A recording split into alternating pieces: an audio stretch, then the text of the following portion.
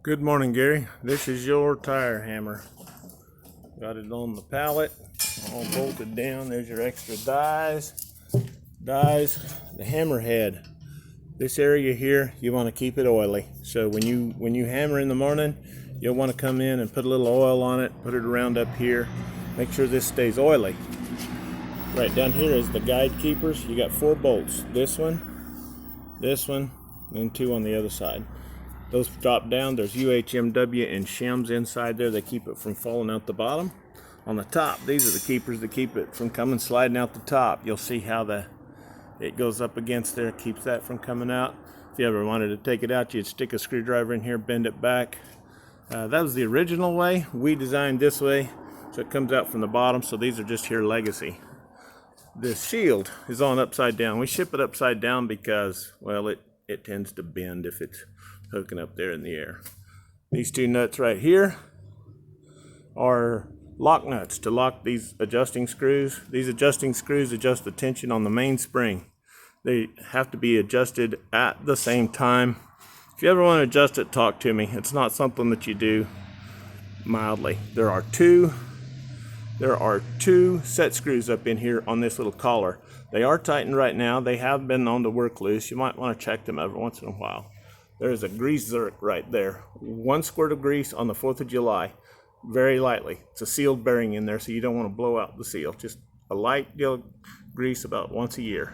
And on top of here, right down in here, is an oil hole. 1 on each side. So you got 2, 3, 4, 5, and 6. Just a drop of oil in there with your oil squirt can, and that will keep that going. Back here, this is your brake adjustment. Nuts on the top, nuts on the bottom. You'll loosen those off to come up with the gap here. This one should be adjusted pretty good, but you may want to adjust it a little bit differently. So there's that. The adjustment for the treadle. Loosen off this nut right here and then tighten it down.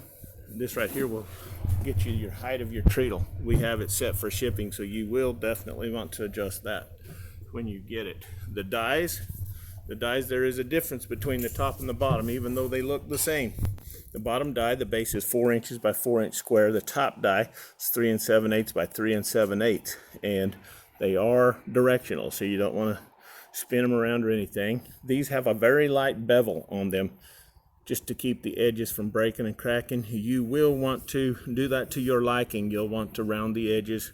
A lot of people say 1/4 to 3/8 round on there, but that keeps you from getting inclusions, chips, and whatnot. There's your extra dies bolted down there. Up here, these nuts right here, we haven't had anybody say they come loose. We torqued them to 76 foot-pounds, and they're on. We do ask that you check them after it runs for a little while.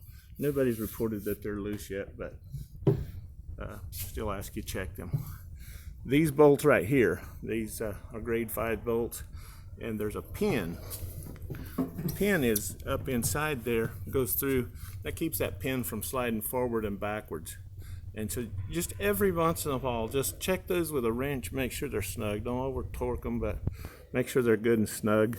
And when that hammer is cycled up, there, I got it up enough you can see it there. You can see that, well, we blend that in really nicely. That pin is right there. If you start to see that coming out, you'll know you have an issue, but you shouldn't have. On-off switch, and that is really about it. As far as the tire, Clay says 60 psi, anywhere between 45 and 60 psi. Thanks, bye.